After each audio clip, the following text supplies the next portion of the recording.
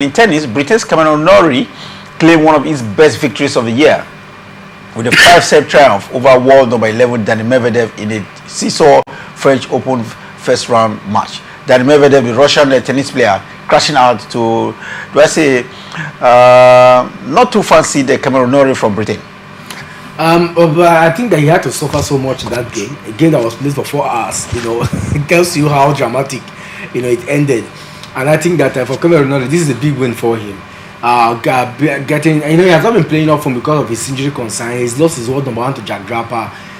So coming back, you know that you usually when you don't have a good seeding or good ranking point, you'll be seeded with big guys, and sometimes the chances of moving to the next round can be very, very dicey. But somehow he stood his ground for 4 hours. He held his own, and he was able to get that particular one. And I've said it several times here that whenever Medvedev is under pressure, if he does not get it done in third set, it's become a challenge for him in the last 2 years, and that's why he's been very shaky and inconsistent.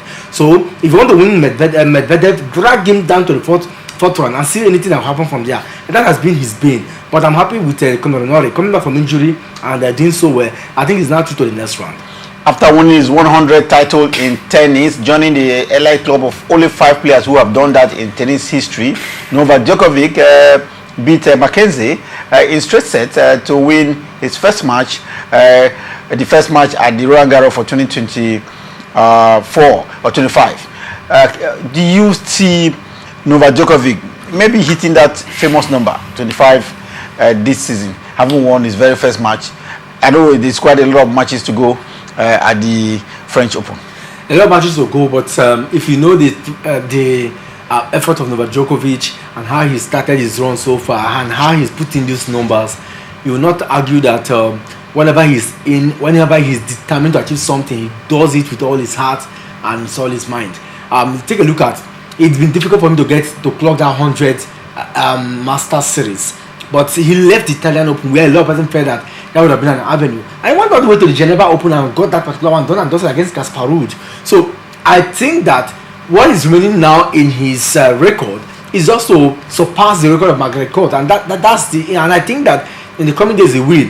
How he was able to achieve the Canada Grand Slam was when he was determined to achieving it in the Olympic. He did it in Grand Slam after losing so many times over the years. So I'm not surprised that he will have another fortunes coming his way. Maybe not the French Open, because I think that for clay, we have a lot of clay contenders. Jack Draper, the young lad who's doing so well. We have a lot in Carlos Alcaraz, even Yannick Sinner. The guys that played the Italian Open recently. So I think that these guys will give him a very strong win but I expect him to get at least to the semi-finals.